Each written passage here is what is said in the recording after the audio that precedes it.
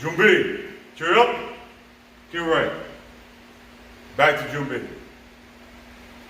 Okay, today's going to start us off in a new series of videos with classes up and running again. Consider these like continuing education classes. I will be giving you the information and skills to help better improve your martial arts at home. So once again, whether you can make it to a dojo, whether you can't make it to a dojo due to the fact of there's nobody in your area, you're too far away, you're still leery about going outside, this is a way for you to continue your education. These videos will only be recorded once a week on Wednesday evening at these times. So let's get started. Tonight we're going to be focusing on the roundhouse kick. The roundhouse kick is probably one of my most used kicks, that and every variation of. Don't get me wrong, I love my hook kick and my side kick, but roundhouse is probably what I use more often than anything else. Judo, Hapkido, they have their own versions. Karate has their own versions. All the basics I'm going to be building off mine today are mine. So I don't do a Muay Thai roundhouse. I understand a Muay Thai roundhouse, but those are not for me. So these are the roundhouse that we do at my school. So starting off at the basics. Where does a roundhouse begin? Everything we do begins at the ground. Everything we do. The ground is an immovable object, so when we push off of it, that helps start that kinetic chain of power. So everything we do begins off the ground. What's the second part to the kick? Simple algebra, geometry, whatever. Shortest distance between 2 points is a straight line. Now, a lot of times when you see the roundhouse, you see it come around and it's this big granding arc that comes all the way around. The problem with that is, yes, you are throwing with your rear leg, so chances are it could be more powerful. It has greater amount of time to pick up speed, which could potentially deliver more force. But at that same time, it gives your opponent time to see it coming. Okay? And with the power beginning at the ground, infinite power basically, the longer it takes for you to get to your target, the greater the drop off in power is. So straight line.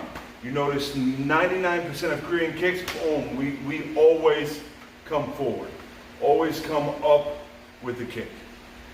Okay, so the roundhouse, once again, begins at the ground, comes up, boom, and then you pivot. And then you pivot. You don't come around, all the way around into the kick. You come up and pivot. You come up and pivot. The other thing that I see a lot of is your butt's out past your leg. What do I mean by that?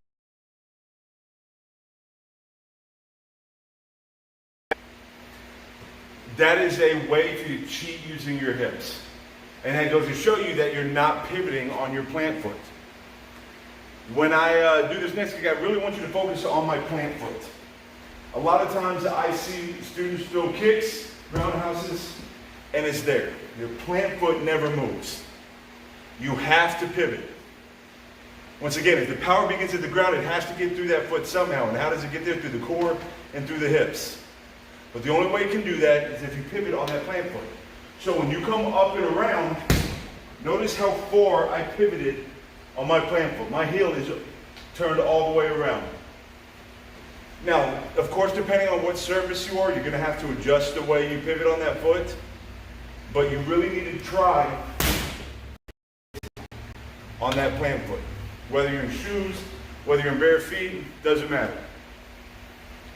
It doesn't matter. Now, kicking area. Kicking area is very important. A lot of people teach kicking with the top of the foot, which is valid. Kicking with the top of the foot is valid. But if you've ever sparred without a foot gear, my school we have a tendency of sparring without gear a lot of times. If you ever spar without foot gear and you catch an elbow to the top of the foot, you know exactly what's coming. You're going to have a big, bulbous, sore on the top of your foot because, I'm sorry, I don't care how hard you train, how much toughening you do, the instep of your foot is never going to be as hard as an elbow. Now, I'm not saying kicking with the top instep of the foot is not a valid kicking surface, because it is. You just have to know where you're putting it. You know, chances are, kicking with the top of the foot, I'm going to go somewhere like the knee, I'm going to go somewhere like the side of the thigh, maybe to the head. So, top of the foot is definitely one kicking surface. What do I mean by top of the foot? You're kicking here with the top of the foot. Now, if you're going to kick with the top of the foot, where do I say aim? Right here, right at the base of the toes. Right at the base of the toes. That's your ideal area. Second kicking area, shin. Shin is a beautifully hard bone that comes to a nice pointish area towards the front of it. Now, if you're kicking with the shin, keep in mind, the area that you're kicking with the shin is middle of the shin to the foot. You don't want to be kicking with the ankle, and you don't want to be kicking above the shin. Above the middle of the shin. The main reason being, what happens if you're fighting somebody like me that loves to block with their legs? If you are kicking with above that shin, the height, it's that leverage coming back to haunt us again. You grab a stick at the end and try to break it, it's not going to bend, but you grab it on either end, it's going to snap in the middle every time. So you want to be kicking with the bottom of that shin. Okay, a lot of people focus on the middle, but once again, we're back down to a distancing situation. Knowing your distance in a fight is key. Knowing your distance in a fight is key. Because if I'm here, I'm not going to be throwing a kick with my rear leg. I'm way too close. I'm kicking with the upper part of my shin. You have to know your distance. So what did we cover? We covered roundhouse with the top of the foot, the instep. We've covered roundhouse with the shin. Now we're going to cover the roundhouse with my favorite part. Now this next part that I'm talking about, you need to keep in mind, this is advanced. You need to focus on everything that we've done up to this point. So before we move on, let's focus on the small details one more time. Power comes from the ground, driving off that calf, driving off the ball of the foot. Second, after the chamber, once you're up, getting those hips over for the kick. A good way to practice this is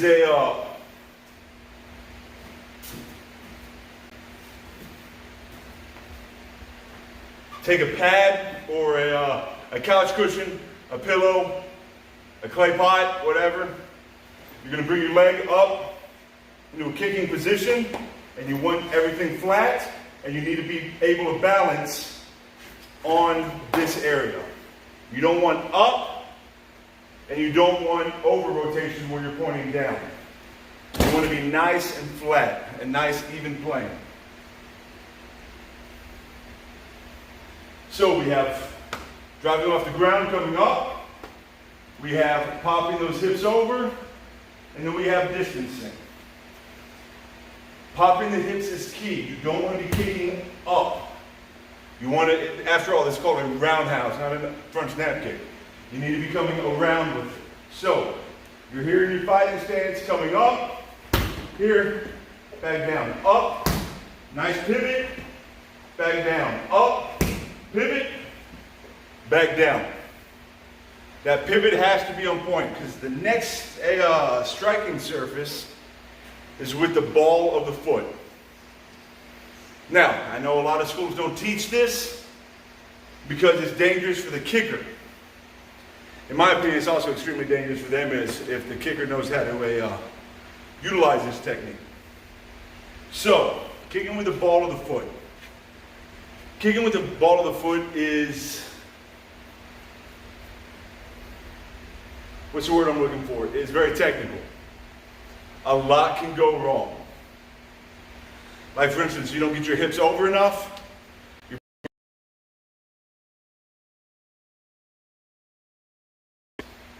There's a lot that goes into a roundhouse with the ball of the foot. And what do I mean with roundhouse with the ball of the foot? You're coming up and kicking with, just like I said, the ball of the foot right there. The reason why kicking with the ball is so dangerous is, think about a spearhand jab or Kwan Su. Spearhand jab doesn't matter if you do it the Tang Soo Do way. Here, it doesn't matter if you do it the Krav Maga way. Here, notice that everything is in a nice straight plane. Roundhouse, think about your feet. And those big old phalanges that look like this also. It needs to be coming in a straight plane. If you're coming in under rotating at an angle this way, boom, you're going to snap your toes. You over rotate coming at an angle this way, you're going to snap your toes. You need to make sure that you're coming straight into the target. And then not only that, you have to remember the orientation of the target that you're striking. I.e., one of my favorite areas to kick with this kick is the thigh. You get right here on that nerve cluster on the side of the thigh, dead leg them, can't stand, can't fight. Some people are going to argue that point, but that's for another day. But you strike there, but you got to remember, once again, this area is targeting, because now you're kicking at almost a downward angle. So you have to adjust your foot accordingly. This is an advanced kick, not for the faint of heart. It takes a long time, many hours of practicing so you don't break a toe. You need to make sure that your foot's in the correct position. So, what's the best way to practice roundhouse with the ball of the foot? Start off slow. Slow is key. You can't do it slow, you can't do it fast. If you have a target like Bob, that's great. The reason Bobs are great, now you notice my Bob doesn't move much because I have the base filled with sand and water. He does not move very easily. My Bob, like I said, is filled with sand and water. Sand because I wanted to get it above that port spout. Anyway, so there's a lot of weight in the bottom of this. But that's the thing, you can adjust the weight of your water bags. A heavy bag is good, a hanging bag is great. The problem is a lot of people get the 60-pound bags, and frankly, they move way too much. If you do have one of the 60, 80-pound bags, take a bungee cord and bungee it to the ground. Okay, that way it still has a little bit of sway, but it's not, moving 5, 6 feet in either direction. Okay, but once again, that is another way to adjust the resistance of this kick, is add more weight or get a thicker, stronger bungee to keep the bag from moving as much. So, roundhouse with the ball of the foot. Nothing changes. You're still driving up off the ground, coming up here. Now you're going to pivot as you kick, striking with the ball of the foot. Ball of the foot. So, once again, how do you practice? By just doing it. Stand in front of your target, train air up to you. You're just going to come up, and then come back. Come up, come back. And work on distancing. Varying your heights also. Don't always kick to that floating grip. If you have one of these Bobs with the shorts on, practice kicking to that thigh. Adjust the height of your Bob. Maybe the guy I'm fighting has short man syndrome. Boom. Coming in here. Coming in here. Maybe he's significantly taller than me. Now you can come up and practice with your higher kicks. Practice with your higher kicks. And vary the kick as well. That was roundhouse with the ball of the foot. Now you can try roundhouse with the top of the foot. Maybe a double roundhouse. 1, 2. Vary your distancing.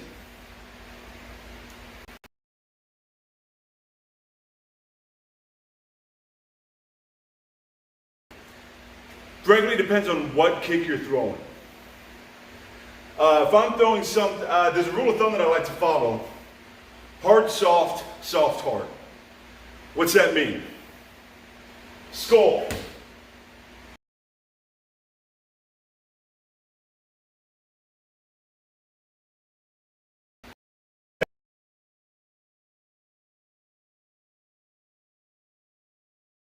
Side of the thigh. Hard or soft technique, or hard or soft area. It's a soft area, so what do I want to throw? A hard technique. Soft technique. Frankly, it's piercing versus non-piercing. Here's what I mean by that. If I'm striking with a palm heel on my hand, that is a soft technique because I'm striking with a large surface area. But if I'm throwing something like a punch, where I'm aiming with just those knuckles, or if I throw something like a Kwanzu where I'm aiming just with my fingertips, that is a hard technique because it's a piercing technique. Okay, so how do we differentiate our roundhouse kicks? Instep, the top of the foot is going to be, of course, what? It's going to be a soft technique because I'm distributing the force over a larger area. So where am I going to be striking with that? Head. Okay, maybe he keeps his hands up higher, so I can come down on that hip bone, right here where the hip meets the thigh. You know, and collapse that leg down. Okay, or the ribs. Roundhouse with the shin. Roundhouse with the shin. Once again, think of it as like a club. I'm distributing that area over a larger area. So I'm going to be throwing it to the, sorry, I lost my train of thought, hard areas. Once again, head, riblets, maybe the knee. And then finally, roundhouse with the ball of the foot. Once again, that's what makes this technique so difficult because it is a significantly smaller surface area that you're hitting with. But where's that going? That's going to the soft areas.